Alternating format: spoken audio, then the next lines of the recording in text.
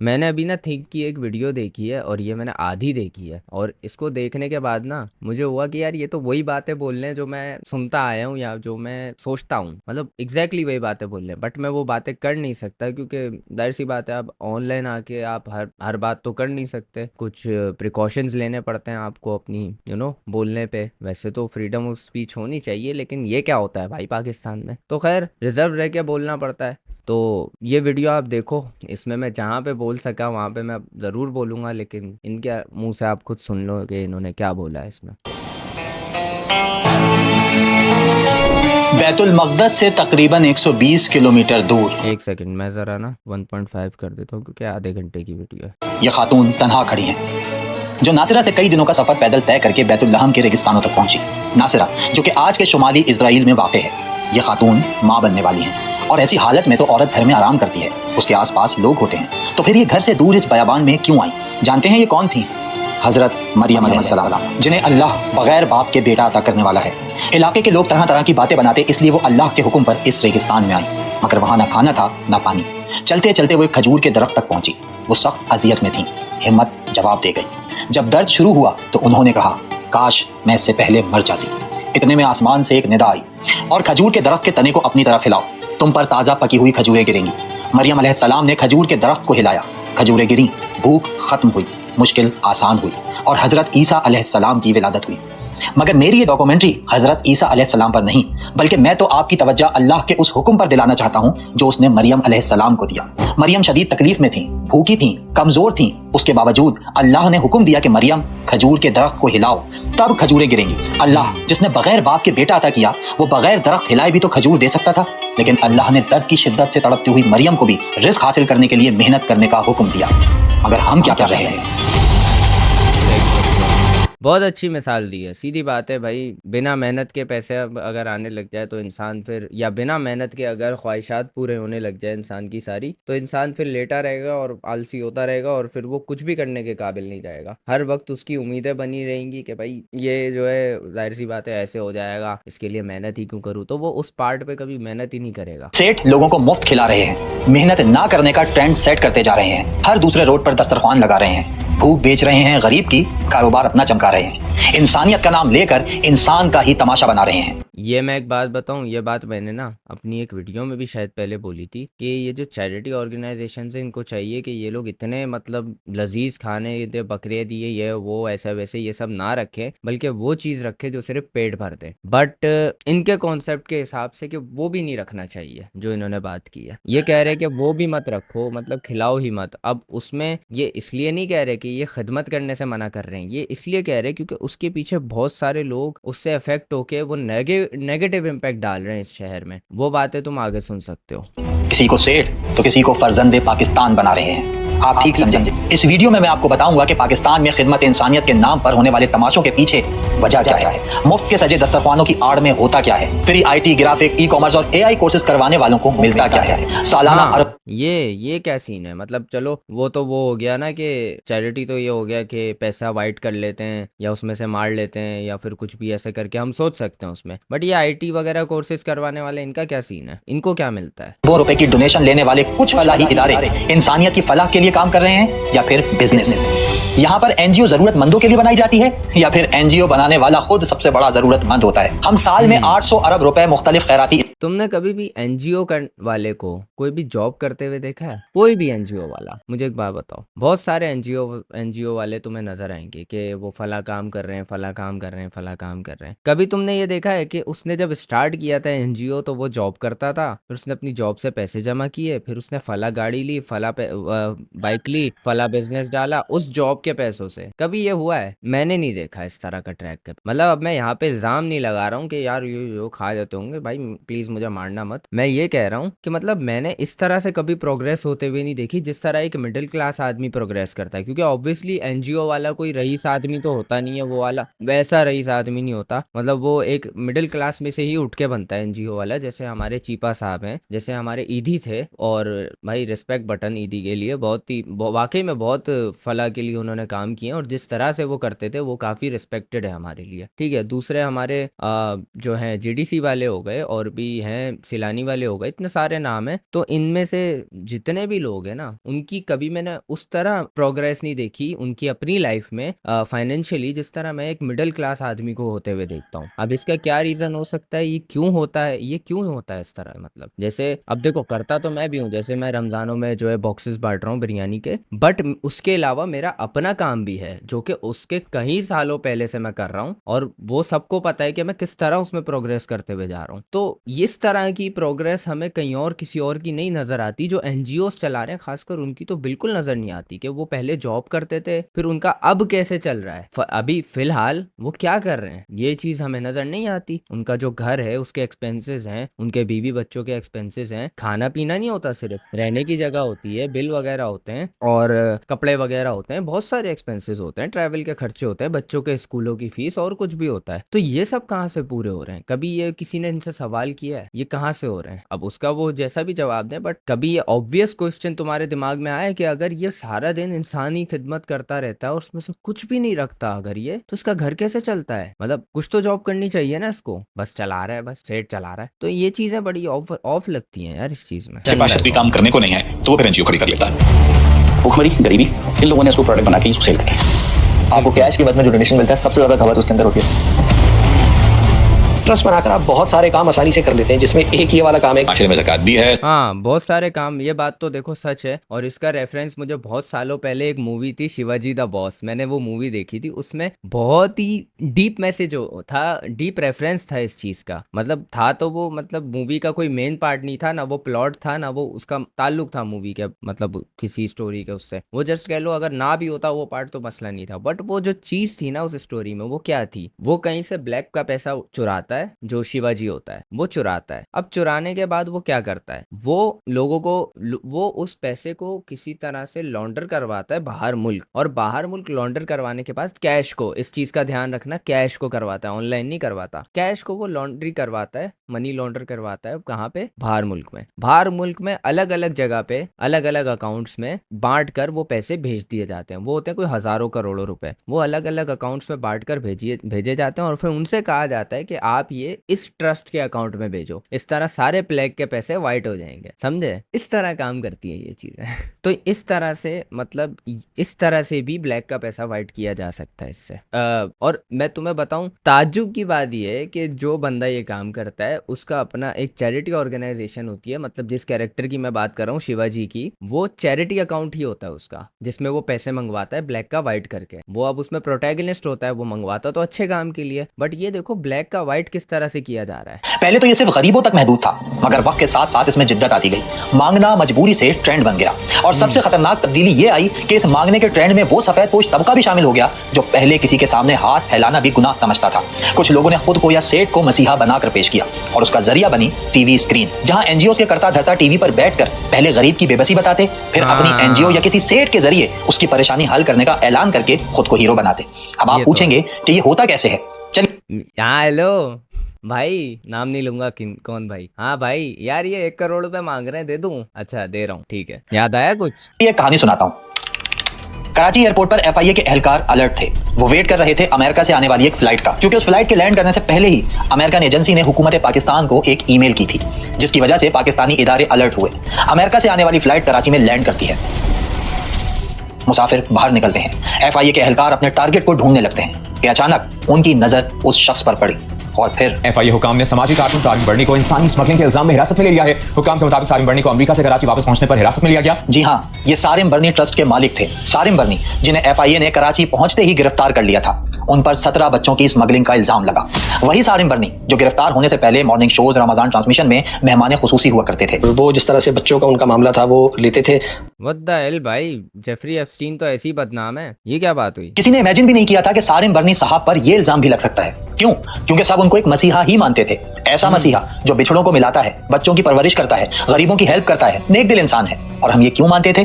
Because of TV, क्योंकि TV पर visuals भाई, विजुअल्स मैटर करते हैं। मतलब मैं वही बात कर रहा हूँ जो आजकल सोशल मीडिया पे चलता है कि अगर आप अपनी फेक इमेज भी दिखाओगे तो वो ऑब्वियसली इंसान आपकी पहली झलक ही वो फेक देख रहा है, तो वो आपको रियलिटी में नहीं जानता आप कैसे हो, तो वो उसी हिसाब से आपको जज करेगा, आपको वैसे ही समझेगा। और विजुअल्स ऐसे दिखाए गए thanks to our TV industry भाई, उन्होंने ऐसे लोगों को बुला के मौका दिया फुल के भाई उनके फेस को और रिकग्नाइज करवाएं, उनके चैरिटी ऑर्गेनाइजेशन को और रिकग्निशन मिले, ताकि फिर उनके और फंड्स बढ़ सकें, बिलियंस की तादाद में उनके फंड्स हो सके, ताकि वो उसमें से अच्छा खांचा मार सकें। तो इसमें सबसे बड़ा हाथ टीवी करता है। अब टीवी ये क्यों करता है? शायद टीवी भी पेड होता होगा, मतलब उनको पैसे दिए जाते होंगे कि आप इनको एज अ मेहमान खसूसी बुलवाएं। अब उनको पैसे मिल रहे हैं, वेरिफिकेशन करनी नहीं है भाई, चलो बुला लो, मिल गई इनको जो मिलना था भाई, मिल गई रिकग्निशन, हो गया भाई मामला तय। हालांकि फर्स्ट वर्ल्ड कंट्रीज में एनजीओ इंसानी हुकूक, क्लाइमेट चेंज, इंटरनेशनल एड और पॉलिसी एडवोकेसी के लिए काम करती हैं, जबकि थर्ड वर्ल्ड कंट्रीज की एनजीओ बेसिक नीड जैसे फूड, एजुकेशन, हेल्थ, पॉवर्टी में कमी और इमरजेंसी एड के लिए। लेकिन बदकिस्मती से पाकिस्तान में बाज एनजीओ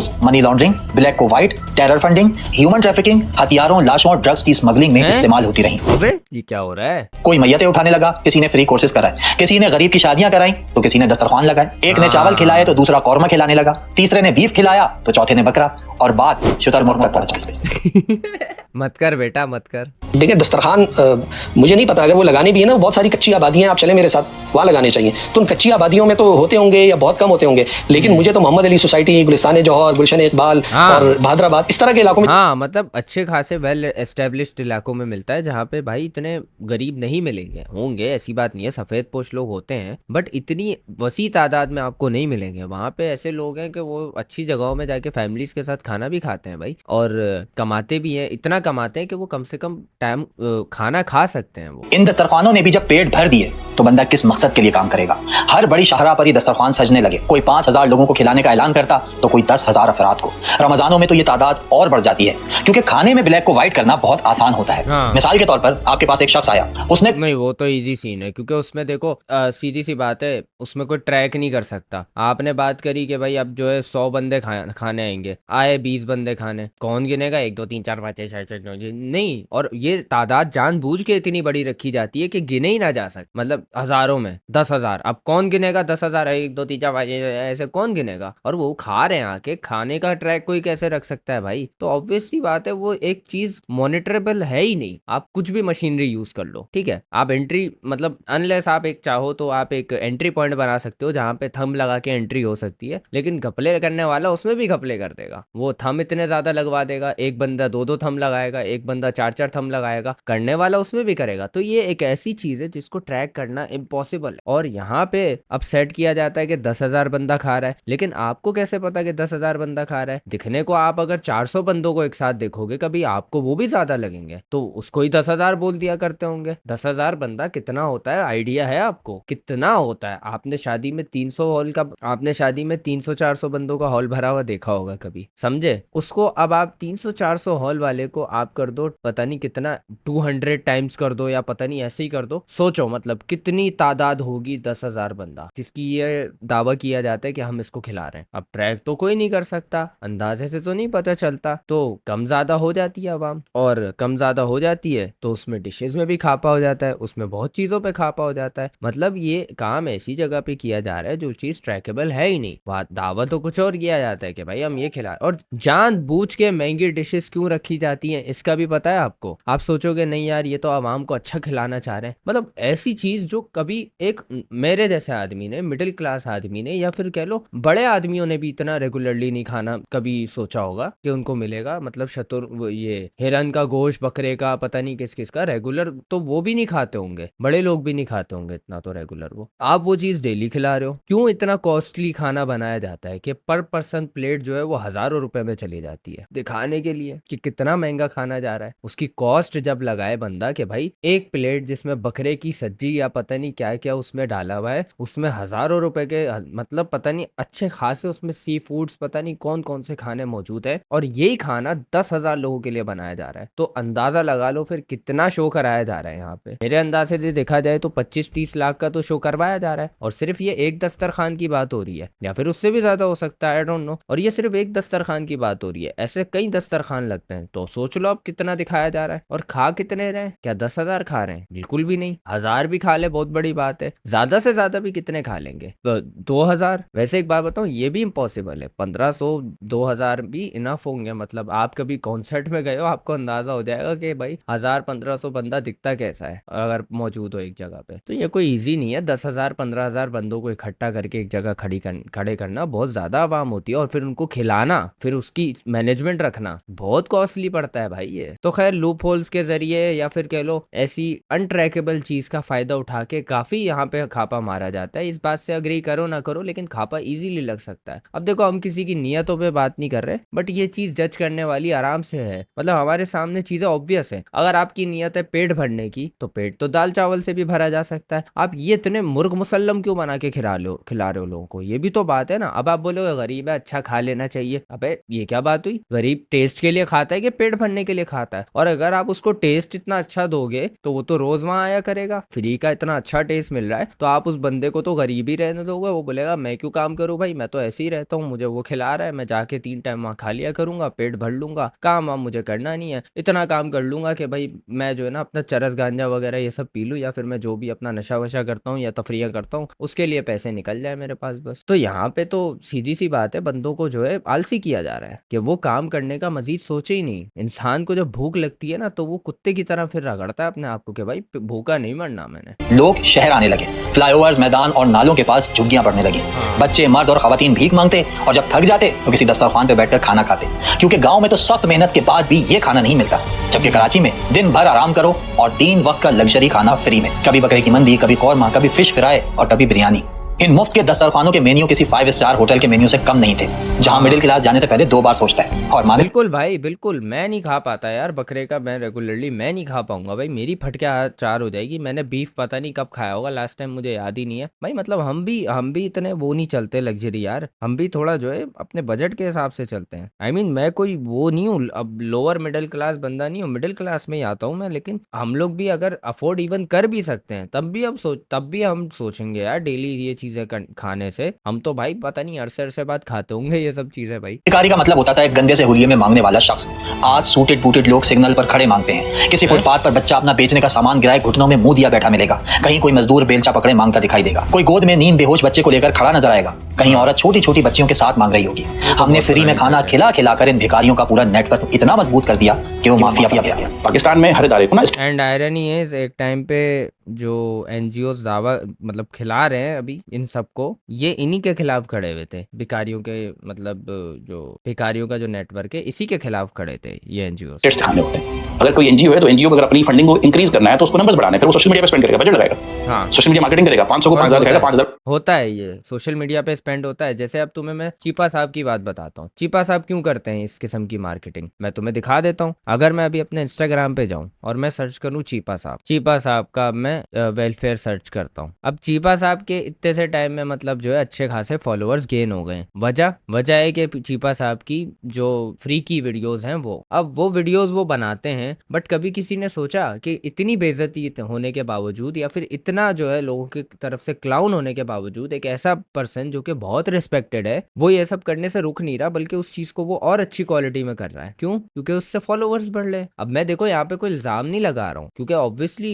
रिकग्निशन चाहिए होती है, बट फिर उससे क्या हो रहा है, उससे ये हो रहा है कि फिर दस्तरखान सज रहे हैं और फिर वही एक लूप चल रहा है जो कि तुम देख सकते हो यहाँ पे चल रहा है। अब देखो मैं इस चीज के खिलाफ नहीं हूँ कि आप गरीबों को खिलाओ नहीं, ऑब्वियसली मैं भी ये चीज कर देता हूँ कि मतलब अभी मैं रमजान में जो कर रहा हूँ, जो मेरी सीरीज चल रही है उसमें मैं यही चीज कर रहा हूँ। मैं इस चीज के खिलाफ नहीं हूँ, बट मैं ये कह रहा हूँ ये जिस तरीके से डन किया जाता है और फिर जो ऑर्गेनाइजेशंस के पीछे जो काम चल रहे हैं ना, जो आपको यहाँ पे बताए जा रहे हैं, ये बहुत डार्क शिट है भाई। इस चीज को मुझे नहीं याद है मैंने कब मैंने जो है किसी चैरिटी ऑर्गेनाइजेशन को डोनेट किया होगा, मुझे याद ही नहीं है। बल्कि मैंने शायद कभी जिंदगी में नहीं किया डोनेट किसी भी चैरिटी ऑर्गेनाइजेशन को। कभी भी मैंने उस तरह से ना प्रेस किया है, ना डोनेट किया है, ना मैं करता हूँ, ना मैं शायद करूंगा कभी, क्योंकि मुझे आइडिया है कि इसके पीछे क्या चल रहा है। ये दिखने में अच्छी है, बहुत ही ह्यूमैनिटी को रिस्टोर करने वाली चीजें हैं, स्टैंड लिया जाता है, ऐसा नहीं है कि हेल्प नहीं की जाती, वाकई की जाती है, बट उसके पीछे एक मकसद होता है और वो मकसद बहुत डार्क होता है। 5 लाख दिखाएगा, एग्जीबिशन करेगा ताकि लोगों को अट्रैक्ट करे, फिर लोग देखेंगे इसके पास भीड़ बहुत है,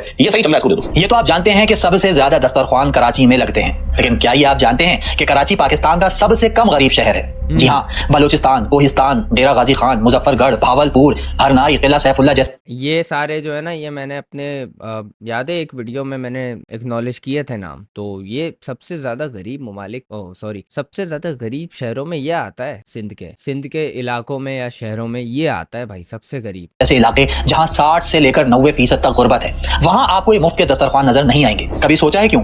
क्योंकि मकसद मुआशरा सुधारना नहीं, डोनेशन है। और डोनेशन उन इलाकों में नहीं मिल सकती जहां हकीकी मसाइल हैं। और ऑब्वियसली जैसे कि मैंने तुम्हें लास्ट टाइम बताया था कि कराची सब नंबर 1 है किसमें, डोनेशंस लेने में नहीं, डोनेट करने में। तो यहाँ पे नो वंडर इतने ज्यादा दस्तरखान सजते हैं, इतनी ज्यादा हेल्प की जाती है लोगों की, इतना दरिया दिली है लोगों में। और डोनेशन नहीं मिलेगी तो धंधा कैसे चलेगा? मगर क्या सिर्फ डोनेशन से ही धंधा चलता है? नहीं भाई, और भी तरीके हैं। मुझे 2 लोगों ने रब्ता किया।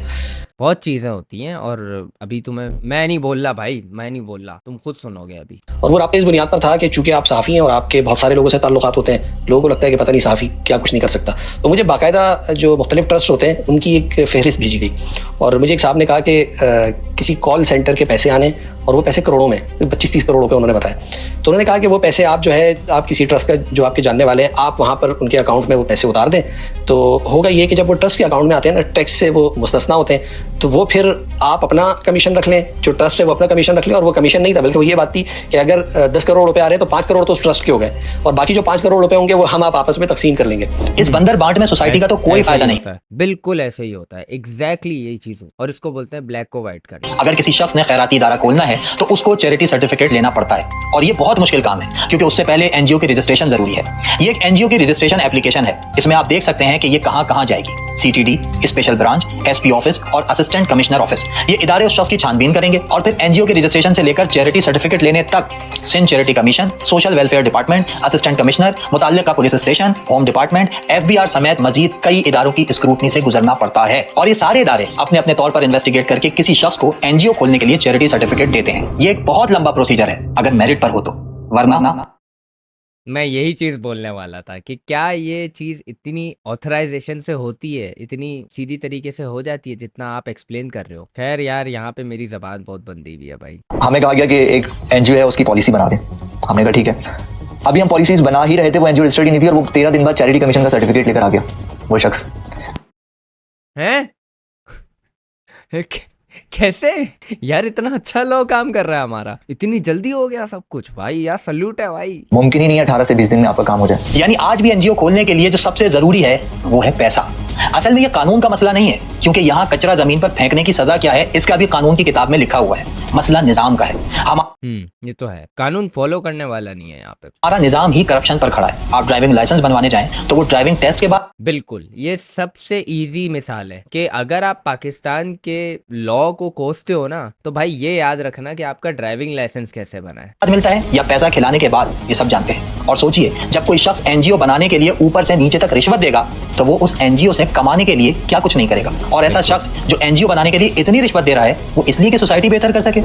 मेरे भाई, इतनी अच्छी अगर ये कौम होती तो आप नहीं, ये तो वही बात हो गई यार कि मैं जो है ना, मैंने ड्रग्स बेचे ताकि मैं गरीबों का पेट भर सकूं। ये तो वही बात हो गई भाई। किसी ने गरीबों की भूख को अपना बिजनेस बनाया और कुछ ने गरीब की मैयत को। अब आप सोचेंगे कि यार एक तो गरीब ऊपर से मरा हुआ, इससे क्या फायदा होगा?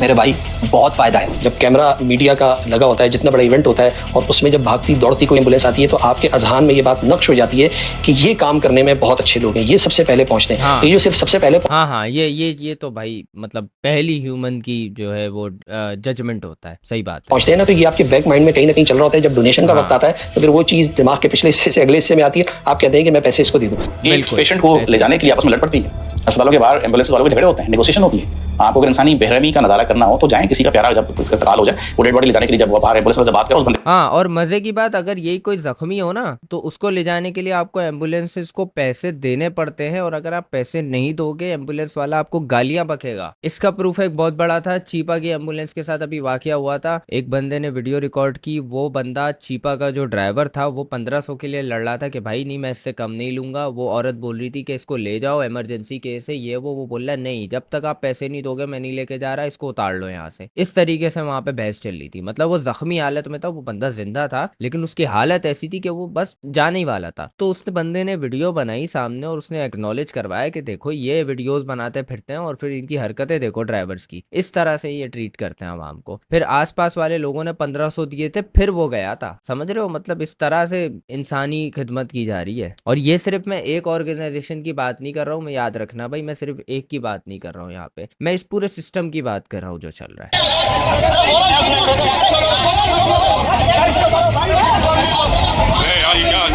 सर पर टोपी, हाथ में तस्बीह, जबान पर अल्लाह का नाम और डैम भाई लाश पे लड़ ले भाई मतलब भाई मैं तो बोलता हूँ अल्लाह इस मुल्क में मौत भी नहीं दे किसी को यार, ऐसी मौत ना दे भाई कि आपकी लाश के पीछे लोग लड़ ले यार। क्या करना होगा यार ऐसी, मतलब क्या जिंदगी है इंसान, क्या वैल्यू क्या है इंसान की यार, बॉडी की, लाश के पीछे लड़ ले यार लोग इस तरह। कितना कोई मतलब घसीटा जा रहा है लाश को इस तरीके से। चलिए आपको एक इंटरेस्टिंग बात बताता हूँ। पाकिस्तान में किसी भी सोशल वेलफेयर ऑर्गेनाइजेशन को हर 2 से 3 साल बाद सदर के इंतखाब के लिए इलेक्शन करवाना लाजमी होते हैं कानून के मुताबिक। लेकिन यहाँ कानून तो है मगर मानता कौन है? एक मशहूर एनजीओ के मालिक की कहानी सुनिए। एक बहुत बड़ी ऑर्गेनाइजेशन कराची में जिसकी एम्बुलेंसेज हर चौक पे खड़ी हुई हैं। वो कुछ टाइम पहले तक 2 इदारों से रजिस्टर्ड थी। वो बहुत बड़े चैंपियन है सोशल वर्क के, लेकिन उन्होंने अपना पिछले कई सालों से इलेक्शन नहीं करवाया था ताकि कहीं कोई दूसरा ना आ जाए। और फिर जब सोशल वेलफेयर डिपार्टमेंट ने उनका रजिस्ट्रेशन सर्टिफिकेट रिन्यूअल का रोका तो मजबूरन उनको करवाना पड़ा। इस वक्त वो उस ऑर्गेनाइजेशन के हेड नहीं है। 11 साल उन साहब ने ये इलेक्शन नहीं करवाए और जब सर्टिफिकेट रोका गया तो वो उस मीटिंग में बच्चों की तरह रो दिए। खैर हरकतें तो उनकी इस उम्र में भी बचकाना ही है। अब मैं किसकी बात कर रहा हूँ हाँ वो हम सबको पता है भाई हम सबको पता है, प्लीज नाम नहीं लेना यार।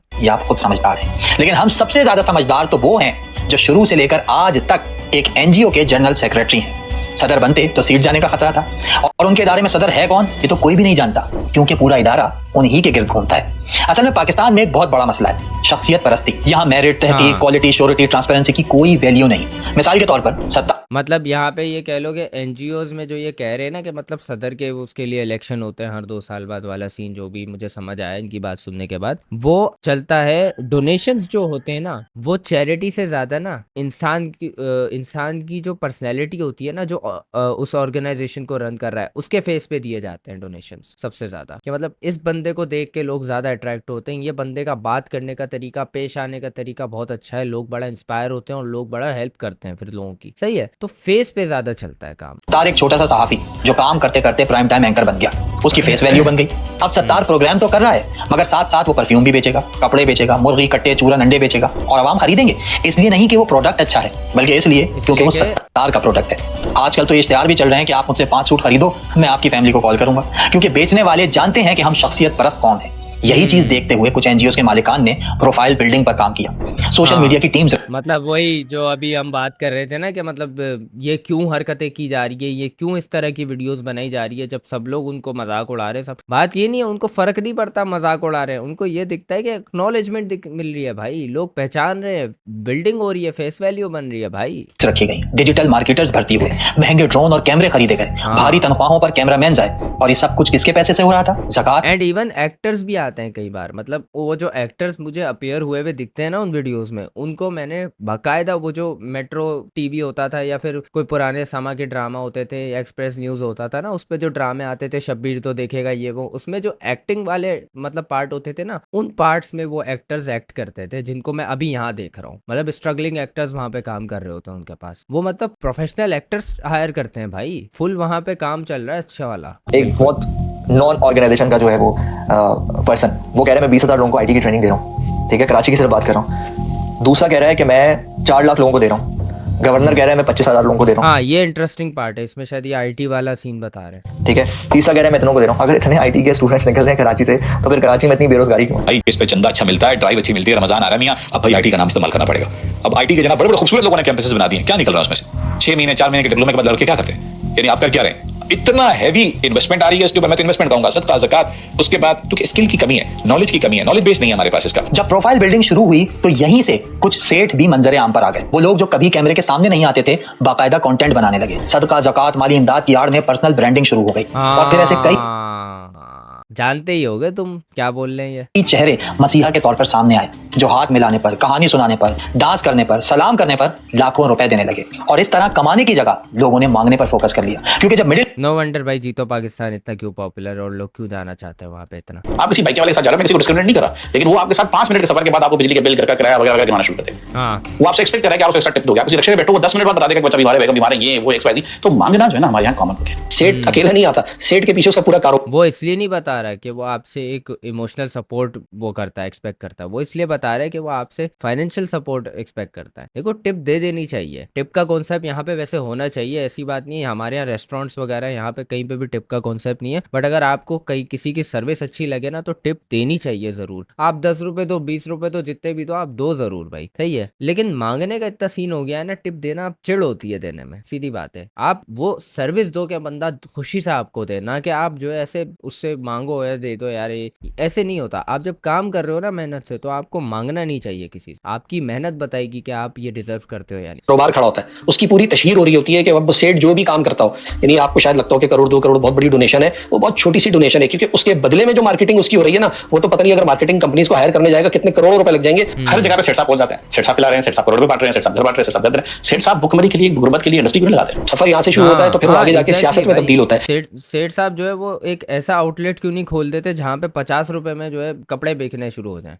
ऐसी चीज क्यों नहीं खोल देते? सेठ साहब ऐसा रेस्टोरेंट क्यों नहीं खोल लेते जहाँ पे 50 रुपए में गरीब पेट भर के खाना खा ले? सेठ साहब ऐसा सिस्टम क्यों नहीं बना देते फल फ्रूट का, जहाँ या ऐसी मार्केट क्यों नहीं बना देते जहाँ पे गरीब 50 या 100 रुपए में जाके जो है खुद फल फ्रूट खरीद के खा ले? क्यों? क्योंकि वहां पे एक्चुअली लोग आ जाया करेंगे, क्योंकि वहां पे एक्चुअली पैसे निकले करेंगे। और उसका बेनिफिट क्या होगा? तो भाई ये ऐसी चीज, और वहां पे हाथ भी नहीं मारा जा सकता, सीधी सी बात है भाई, क्योंकि वहां पे जो लोग आएंगे जाहिर है लोग सुन के वहां पे खरीदने आएंगे, जिससे ट्रैक होगा, फायदा तो उसमें भी होगा। 50 रुपए कम से कम रिटर्न तो आएंगे। और आप तो वैसे भी फ्री में बांट रहे हो, फ्री में बांटने से अच्छा 50 दो, आपके पास आएंगे, आप वही रिसाइकल करो दोबारा से किसी ना किसी तरह नए पैसों में जोड़ के, आपके पैसे भी डोनेशंस भी कम लगेंगे। बट क्यों? यहाँ पे मकसद ये होता है कि डोनेशन ज्यादा से ज्यादा दिखाना है। अब अगर यहाँ पे ये दिखा दिया ना कि हम तो 50 रुपए भी ले रहे हैं, तो वो फिर डोनेशन बहुत हैक्टिक हो जाएगा यार शो कराना में भी तब्दील होता है। तो ये तो इतना सीधा मामला नहीं है कि सेठ आ गया, सेठ अगर शुतुरमुर्ग खिला रहा है, सेठ अगर करोड़ों रुपए का बैल ले रहा है, या सेठ आईफोन दे रहा है, या सेठ खाने खिला रहा है और खुद बनफ्से नफीस मौजूद। अच्छा, ये जो शुतुरमुर्ग वाला मामला आ रहा है ना, इसमें मैं बता देता हूँ कि वो महंगा क्यों किया गया। बात इसमें वही आ जाती है अगेन, जो मैंने खाने वाली बात तुम लोगों को बताई थी कि भाई शुतुरमुर्ग मान लो, अभी हमें तो रेट नहीं पता, लेकिन शुतुरमुर्ग देखा जाए तो भाई 30-40 हज़ार 50 हज़ार ऐसा होगा। पहली चीज तो वो जानवर ही ऐसा है। लेकिन मुझे एक बात बताओ, दावा किया गया कि कहीं शुतुरमुर्ग खिलाया गया, क्या किसी ने देखा है? मैंने तो नहीं देखा भाई, सीधी बात है। क्या किसी ने देखा है शुतुरमुर्ग कटता हुआ? शुतुरमुर्ग को जाहिर इतना बड़ा आप जो है एक एग्जॉटिक जानवर काट रहे हो। शुतुरमुर्ग कोई आम जानवर नहीं है, गाय बकरे जैसा, भाई एग्जॉटिक जानवर है। अब आप उसको काट रहे हो, उसको काटते हुए दिखाया गया, उसकी गोश्त बनते हुए वीडियो, गोश्त बनते हुए तो खैर अब किसी भी जानवर की दिखा देंगे, उसकी कुर्बानी दिखाई गई शुतुरमुर्ग की। यार हमने ये 200 1500 पता नहीं कितने ये काटे, नहीं दिखाई गई।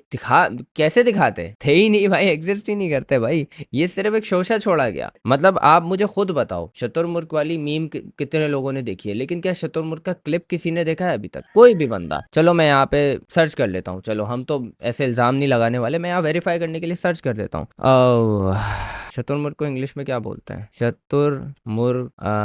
शुतुरमुर्ग इफ्तारी कहाँ है? यहाँ पे बात सिर्फ ये की जा रही है कि गोश्त खिलाया, लेकिन क्या एक्चुअली में उसकी कुर्बानी दिखाई गई? क्या एक्चुअली में उसको दिखाया भी गया? वीडियो में भी दिखाया गया। इवन यहाँ पे तो सिर्फ इंटरव्यूज किए गए कि भाई हम ये ला रहे हैं, या ये मंगवाए जा रहे हैं, या हमने मंगवा लिए हैं। उसकी कुर्बानी, उसका गोश्त कटना, उसको सर्व होना, ये सब चीजें क्या दिखाई गई? सिर्फ एक शोशा हमने सुना था कि भाई ये हुआ है। मैंने तो नहीं देखी अभी तक क्लिप। अगर किसी ने देखी है भाई मुझे जरूर भेजना, या कॉमेंट में लिंक जरूर डालना उस क्लिप का, लेकिन मैंने अभी तक नहीं देखी। साल 1.5 साल या 2 साल या उससे भी ज्यादा शायद हो चुका है इस वाक्य को, बट मैंने अभी तक एक भी क्लिप नहीं देखी शुतुरमुर्ग को कटते हुए देखने की।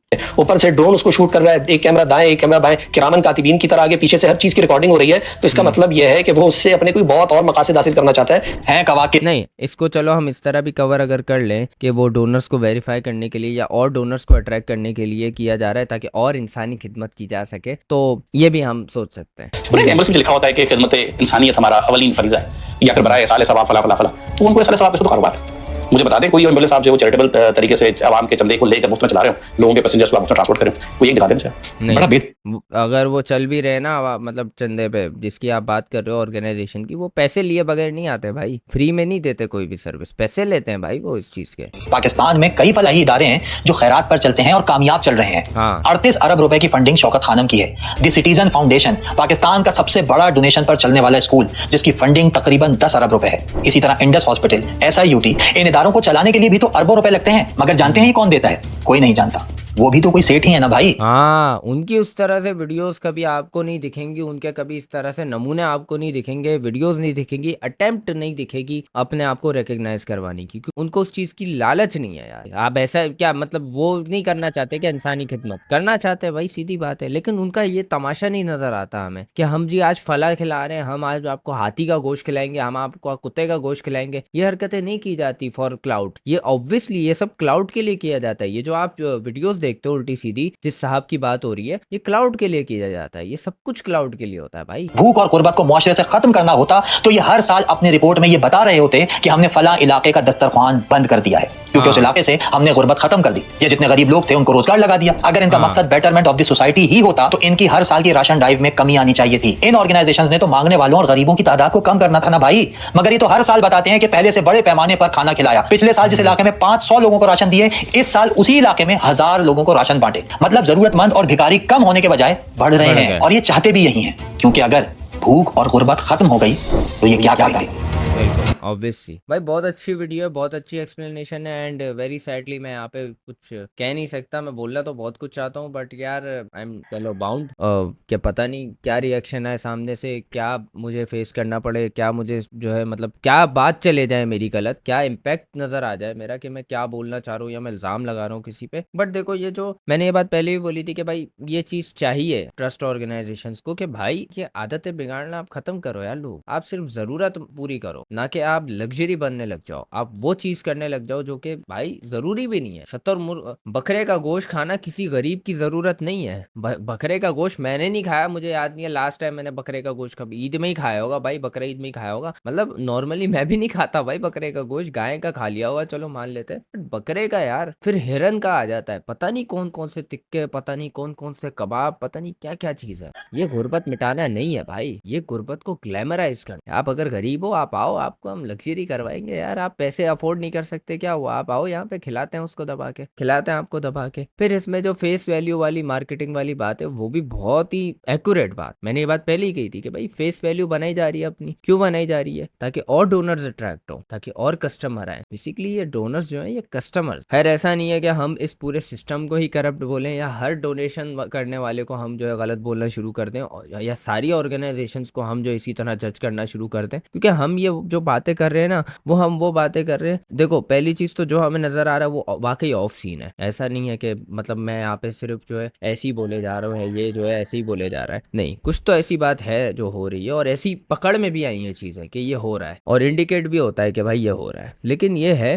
कि उसमें बहुत सारे ऐसे लोग भी हैं जो वाकई में खिदमत कर रहे हैं, बट वो उस तरह तमाशा नहीं बना रहे डोनेशंस के लिए, उस तरह क्लाउनिंग नहीं कर रहे। अब अगर आज को मुझे नजर आएगा ना कि मेरी इस चीज की वजह से मेरी बेइज्जती हो रही है, तो मैं वो चीज या तो रोक दूंगा या तो उसको चेंज करूंगा, या तो मैं करूंगा ही नहीं, सीधी बात है, मैं वही दो बातें हो जाती है। तो यहाँ पे लेकिन यहाँ पे क्या हो रहा है, जब क्लाउनिंग हो रही है उसकी वजह से वायरल हो रहे हैं और आई बॉल्स उनकी तरफ आ रही है, तो वो क्या कर रहे हैं, उन्हीं भाई साहब की मैं बात कर रहा हूँ, वो क्या कर रहे हैं, वो और प्रमोट कर रहे हैं उस चीज को, और ज्यादा तादाद में कर रहे हैं, ताकि और रिकग्निशन मिले, और फॉलोअर्स बढ़े, और डोनर्स आए, और ज्यादा फायदा हो। तो बेसिकली ये बिजनेस ही है। तो डोनेट करने से पहले खासकर ऐसे इदारों को जो अपने आप को इस तरह से पेश करवाते हैं 4 दफा सोचा करें। और क्योंकि देखो आप तो कर गरीब के लिए ही रहे हो और आपकी नीयत भी अच्छी है, बट क्या वो उस गरीब तक पहुंचेगा, क्या जरूरतमंद तक वो चीज पहुंचेगी जो आप टारगेट कर रहे हो? मैं सच बताऊं ना, मैंने कुछ दिन ये इफ्तार ड्राइव वाला सीन किया था, और मुझे खुद कहीं ना कहीं ये दिल में डाउट्स आने लग गए थे कि यार मैं कहीं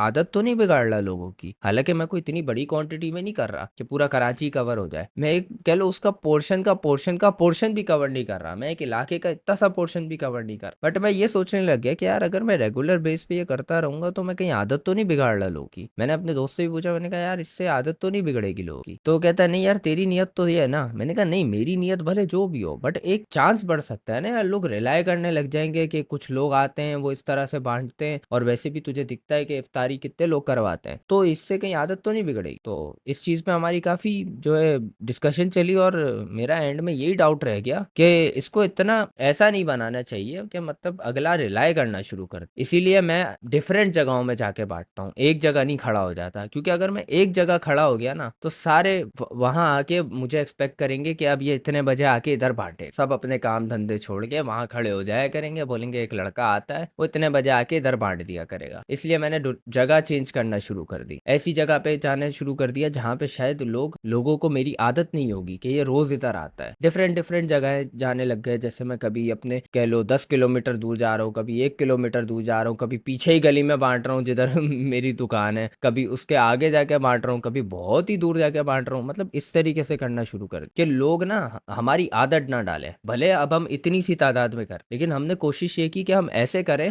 कि लोग खा तो ले लेकिन उनको ना इस चीज की आदत ना लग जाए। तो ये जो दस्तरखान लगते हैं ये तो एक ही जगह लगते हैं, सबको पता भी है कि ये कहाँ लगते हैं और यहाँ क्या क्या मिलता है, उसकी न्यूज भी फैलाई जाती है कि भाई यहाँ पे ये मिल रहा है जाके खा लो। दूर दूर से बड़े लोग खाने आते हैं। तो आदत बिगाड़ने वाली हरकत तो फिर मुझे भी यही रहना है कि ये लोग कर रहे हैं, या तो आप लोकेशन चेंज करना शुरू करो, या तो आप बांटो इस तरीके से कि लोग एक्सपेक्ट ना करें, आपको लोगों को पता ना हो कि ये चीज यहाँ मिलेगी, ताकि वो आपके लिए हंट करना शुरू ना करें कि भाई सब काम धंधे छोड़ो उधर जाके इफ्तारी करते हैं। और वैसे भी खिला तो वो रहे ना, तो हमें क्या जरूरत है हसल करने की फालतू की, भाई हम अपना चिल करते हैं खाना पीना करके। तो भाई आदतें बिगाड़ना बंद करो लोगों की, पहली चीज तो ये है। और मैं आवाम से ये कहना चाहूंगा कि चैरिटी ऑर्गेनाइजेशंस और इधर उधर अपना पैसा देने से अच्छा है कि अपने अरीब करीब लोगों में देखो कि कौन है, थोड़ी सी स्ट्रगल कर लो। अगर आपको नेकी कमानी है थोड़ी सी स्ट्रगल कर लो। अपने ऐसे नेकियां ना यूं नहीं दिया करो कि जा यार कर दे मेरी तरफ से नेकी, नहीं, नेकी भी जिम्मेदारी से कर लिया करो। अपने आसपास ढूंढो कौन है जिसको आप खिला सकते हो, जो आपका मतलब करीबी है, कोई दोस्त हो सकता है, रिश्तेदार हो सकता है, कोई भी हो सकता है, पड़ोसी हो सकता है, उससे जाके मतलब उसको ऐसे बंदे ढूंढ के आप उसको डोनेट कर, जितना भी आप करना चाहते हो, जो भी आप करना चाहते हो। और यकीन मानो भाई बहुत सुकून मिलेगा, बहुत खुशी मिलेगी, आपको तसल्ली भी रहेगी कि आपका पैसा सही जगह लग, बजाय कि अपने पैसे यूं थ्रो करके बोलो कि भाई जाओ यार कर दो मेरी तरफ से।